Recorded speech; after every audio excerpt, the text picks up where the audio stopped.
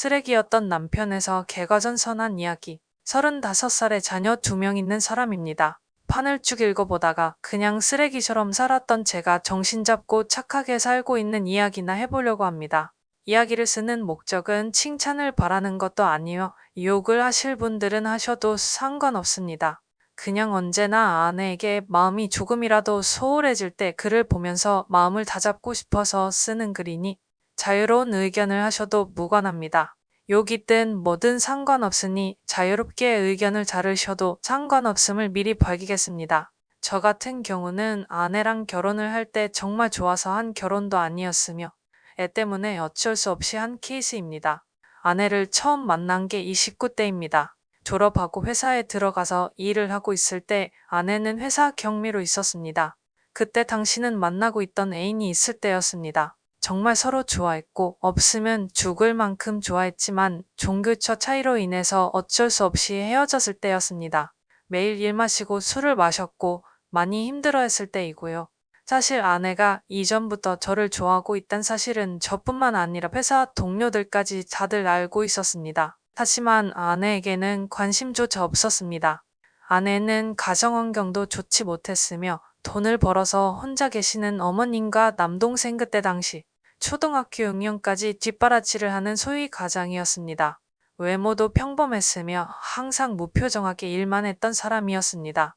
여자친구랑 헤어지고 너무 힘들었을 때라 그때 당시에 아내와 단둘이 술을 먹었던 일이 있었는데 순진한 아내를 깨워서 욕정을 풀 생각으로 잠자리를 가졌었습니다. 몇 번 그렇게 나쁜 마음을 먹고 잠자리를 가졌습니다. 그러다가 다시 여자친구와 화해를 하고 만나기로 했었고요. 물론 여자친구를 다시 만나면서 아내에게는 이제 신경 끄고 살자라는 말까지 내뱉고 그렇게 생활했습니다. 잘 만나고 있을 때 지금의 아내가 저에게 연락이 왔었습니다. 임신을 한 것 같다고요. 그때 당시는 참 별의별 생각이 다 들더군요. 이 여자가 정말 임신을 한 건가 아니면 나를 잡으려고 그런 이야기를 하는 건가 별 생각이 다 들었고 테스트기 확인해 봤냐고 했더니 맞다고 하더군요. 아내에게는 그때 당시 정말 못쓸 짓을 했었습니다. 난 모르는 일이니 당장 지우고 알아서 처리하라고 하고 전화번호까지 차단해버렸습니다. 즉 완전 쓰레기였습니다.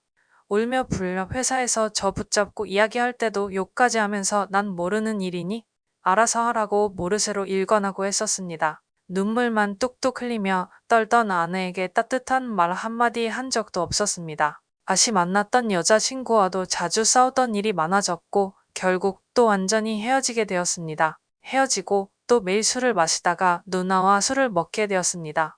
이런저런 이야기를 나누다 결국 누나에게 지금까지 있었던 모든 이야기를 하게 되었습니다.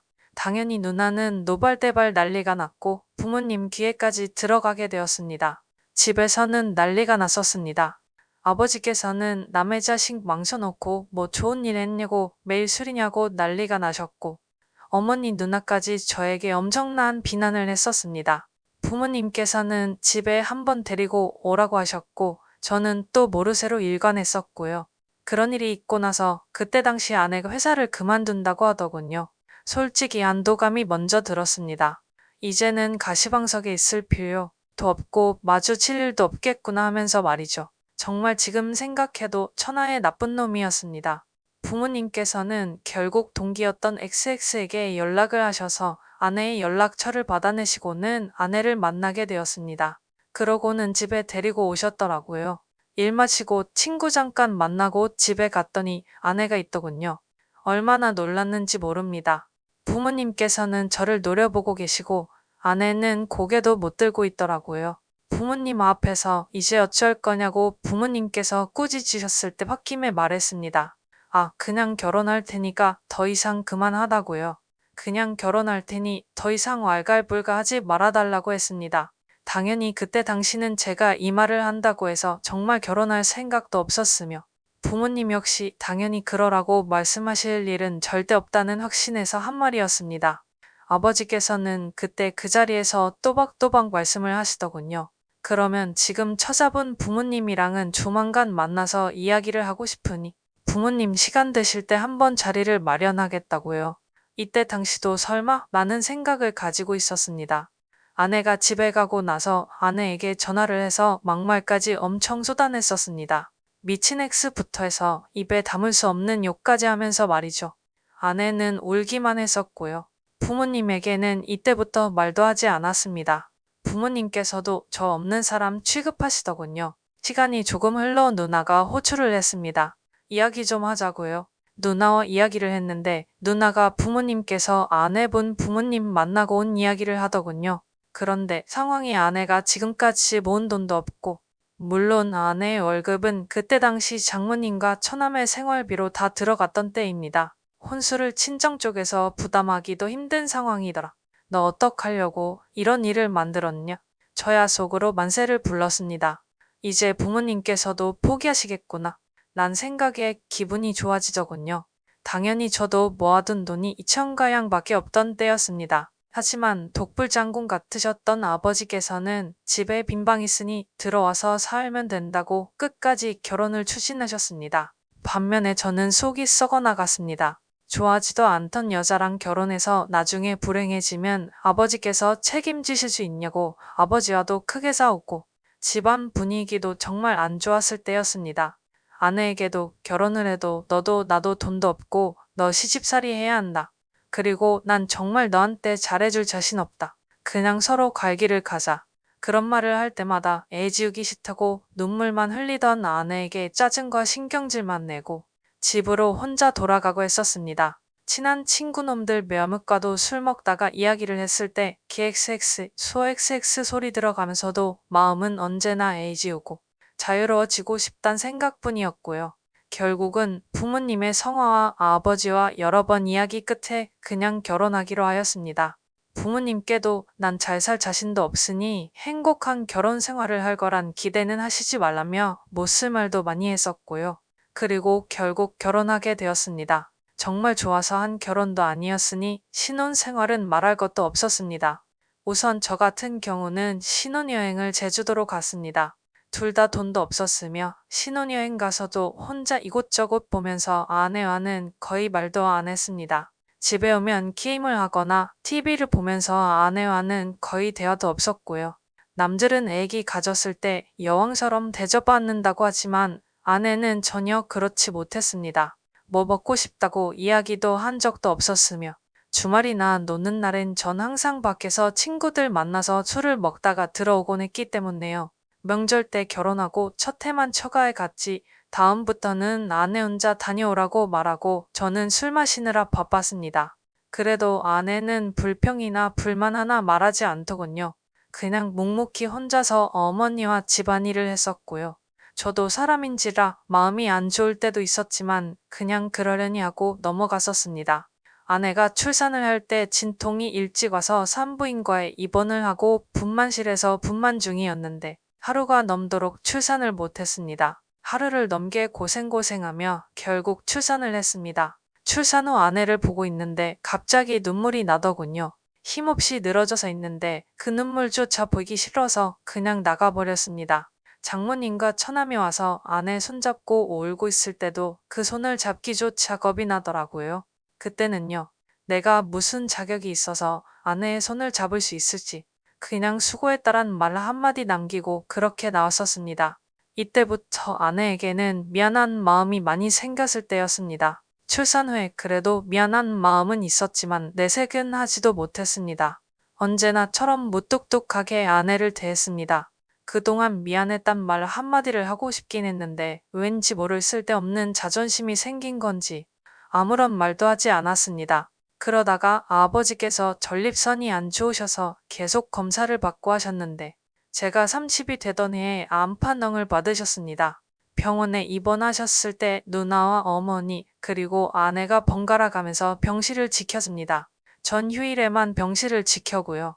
자녀를 낳아서 키우고 계신 분들은 아마 아실 겁니다. 새벽이고 낮이건 애가 잠도 안 들고 울고 할 때마다 아내는 잠들지도 못했습니다. 그렇다고 제가 애를 봐주고 하지도 않았으니까요. 그렇게 잠도 제대로 못 자고 어머니가 애를 잠깐 봐줄 때 아버지 병실에서 간호를 했으니 그 피곤함은 말로 표현할 수 없을 거란 거 잘 알고 있었습니다. 그런데 그때조차도 따뜻한 말 한마디 하지 않았습니다. 병실에 있던 다른 분들조차 며느리가 진짜 효녀라며 저한테 장가 잘 갔다고 칭찬할 때도 아무런 말도 못했었습니다. 입이 두 개라도 할 말이 없는 건 당연한 거지요. 수술 후 다행히 수술이 잘 되었고 아버지께서 퇴원하시기 전까지 아내는 그렇게 육아와 병간호를 했습니다. 아버지가 몸이 괜찮아지시고 집에 오셨을 때 부모님께서 1억 2천을 주셨었습니다. 근처 전세라도 얻어서 이제 분가하라고 하시더라고요. 아내는 한사고 괜찮다고 말하는데 전 그러자고 했습니다. 사실 이때 그러자고 말을 한 건 아내에게 미안한 마음이 너무 커서였습니다. 아무래도 시부모님이랑 같이 사는 것보다는 그래도 무뚝뚝뚝한 남편이지만 아들과 3명이 사는 게 나을 테니까요. 부모님도 당연히 그렇게 하라고 하셨고 대구의 아파트로 전세를 하나 구해서 그렇게 분가를 했습니다. 거의 말도 안 하고 했지만 간간히 애도 같이 봐주고 이사하고 처음으로 아웃백을 갔는데 맛있다고 말하는 아내를 보면서 이때부터 정말 변하겠다고 다짐을 했습니다. 연애도 저와 제대로 해보지도 못하고 애가 졌을 때 대접 한번 제대로 받아보지도 못했으며 시집살이와 시부모 병간호까지 해왔는데 이제 와서 생각해보니 그 흔한 아웃백 한번 같이 와보지 못했더라고요. 미안하고도 너무 미안했습니다. 비록 무뚝뚝하게 말하곤 했지만 이때부터는 그래도 나름 다정하게 대했습니다. 그러다가 장모님께서도 많이 아프셔서 류마티스 관절염 그리고 처남도 중학생이라서 아내가 간간히 처가에 들려서 반찬이며 집안일을 하고 집에 들어오곤 했습니다. 나중에 안일이지만 류마티스 관절염을 손가락 마디마디에 걸리셨었습니다. 이게 집안일을 하거나 할 때 끔찍할 정도로 아프다고 하더라고요. 하루는 그런 아내가 너무 안쓰럽고 장모님, 처남까지도 많이 걸리더라고요. 그래서 아내에게 말했습니다. 그냥 장모님이랑 처남 들어와서 같이 살자고 그래라. 진심으로 한 말이었습니다. 그랬더니 아내가 이러더군요. 미안해요. 앞으로는 자주는 안 갈게요. 미안해요. 저렇게 말을 하더군요. 저 말뜻이 어떤 말인지 아마 다들 아실 거예요. 아내는 제가 처가집에 자주 가는 걸 못마땅하게 생각해서 저렇게 말을 한 걸로 이해를 한 거였습니다. 지금까지 하지 못했던 미안하단 말과 참았던 눈물이 이때는 넘쳐 흐리더군요. 아내 손 붙잡고 미안하다고 말하면서 애처럼 서럽게 울었습니다. 당황해하는 아내에게는 그동안 정말 미안했다면서 앞으로 천천히 갚을 테니 미안하다고 미안하면서 정말 서럽게 울었습니다. 그리고 처음으로 아내와 오랫동안 마음에 있었던 일을 이야기했습니다. 그동안 잘해주지 못해서 미안했단 말과 함께요. 아내 역시 눈물을 흘리며 그렇게 처음으로 서로 꼭 안고 같이 울었네요. 그 일이 있고 나서 아내가 장모님께 같이 살자고 이야기를 했을 때 장모님께서는 완강히 거부하셨습니다. 사실 이건 당연하다고 생각했습니다. 사위라고 하나 있는데 명절 때 꼴랑 한번 왔고 딸 그렇게 서럽게 만드는데 자기 들어가면 얼마나 눈치 보실까? 란 생각 당연히 하셨을 거라고 생각합니다. 본가에 계시는 부모님께서는 흔쾌히 그렇게 하라고 허락을 하셨고 결국은 제가 처가에 가서 장모님께 무릎 꿇고 그동안 죄송했다고 사죄드리고 한 달 정도 걸려서 겨우 장모님을 설득해서 같이 살게 되었습니다. 그러고 보니 처남 용돈도 한 번도 준 적이 없었네요. 지금은 그 누구보다도 아내만 사랑하고 애교도 떨면서 그렇게 살고 있습니다. 세상에서 아내가 가장 이뻐 보이고 가장 사랑스럽습니다. 집안일도 나름 열심히 하고 육아도 열심히 하고 있습니다. 화해한 후에 애도 1명 늘었거든요. 이쁜 딸로요. 히읗히읗. 불과 이게 4년 전 이야기입니다. 지금은 장모님, 저 아내 처남, 자식들 이렇게 6 식구가 살고 있습니다. 휴일이나 주말이면 가까운 곳으로 바람 쐬러도 가고요.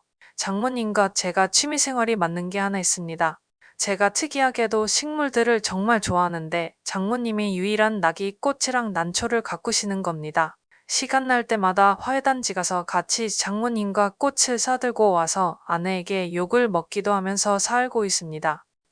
지금은 정말 행복합니다. 하루하루에 고마워하고 특히 아내에게 정말 감사해하고 있습니다. 아마 그때 결혼하지 못했더라면 평생을 후회하고 살았을 거라고 생각합니다. 아내에게 잘해주지 못했던 건 지금 살면서 하나하나 갚고 있는 중입니다.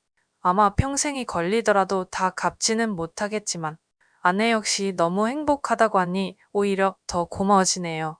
글이 좀 길어졌네요. 글재주가 없어서 두서없이 적었지만 이해해 주시기를 바라며 이만 줄이도록 하겠습니다. 모든 남편, 아내분들 서로 사랑하시면서 그렇게 행복하게 사시기를 바랍니다.